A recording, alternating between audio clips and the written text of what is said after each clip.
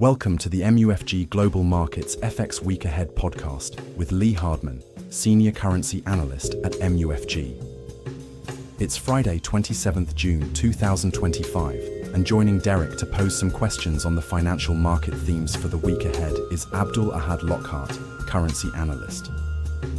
The following podcast is intended for professional investors and eligible counterparties only, and not for retail clients. Any content should not be regarded as an offer to conduct investment business or an investment recommendation, but for information purposes only. Hi, Lee. Hi, Abdul-Ahad. So it's been a busy week in FX markets. The dollar has seen a sharp turnaround over the past week, falling to fresh year-to-date lows. What has been the main trigger of this sell-off? Yeah, at the start of this week, the dollar was trading at stronger levels as the market was fearful that the military operations in the Middle East would escalate further after the US struck the nuclear sites in Iran. The market was nervous to see how Iran would retaliate. We obviously saw that retaliation, and it was largely symbolic. And very quickly after those kind of retaliatory attacks, we did see the US reach a ceasefire agreement with Iran and Israel, which helped to bring an end to the military conflict there in the Middle East. So for markets, that's had a clear impact in terms of it has reduced demand for the dollar. We did see dollar demand picking up in the previous 2 weeks as those Middle East tensions escalated. But with the conflict now hopefully finished, that does leave the dollar vulnerable to further weakness, and we have seen that kind of dollar weakening trend, which has been in place for most of this year.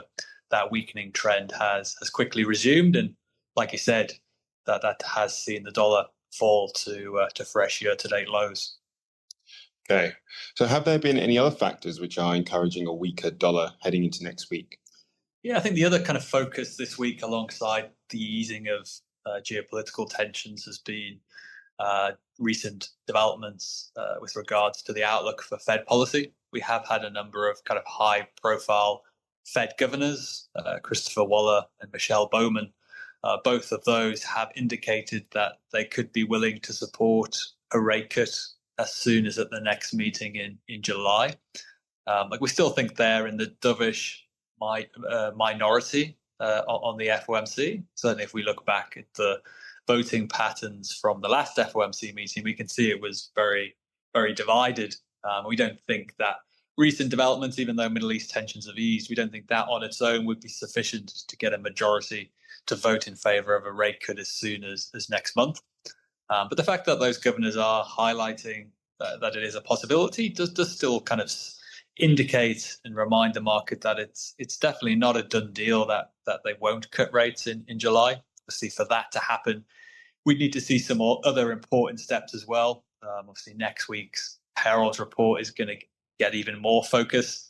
So we're looking for further evidence there that the labour market is softening in response to this trade policy uncertainty in the US. And certainly a lot of the kind of leading indicators, including continuing claims over the past week, have pointed towards a further loss of momentum in the US labour market. So if we were to see a very weak payrolls report next week, maybe employment growth falling well below 100,000, the unemployment rate jumping, that could be enough just to push the Fed in favor of cutting rates in July rather than waiting until September. So I think the market is, certainly in the FX market, that could be contributing to some dollar selling ahead of next week, some kind of pre-positioning there for the risk of a softer payroll report.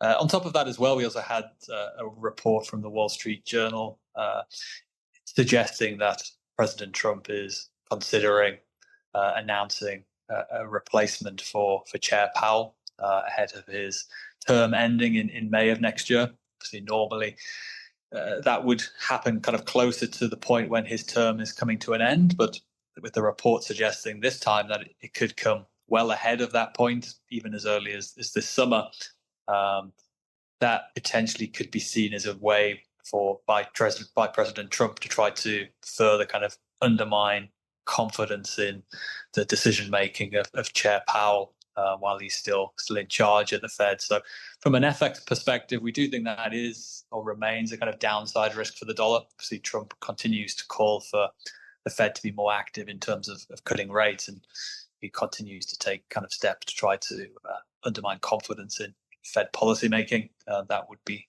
definitely a downside risk for the dollar.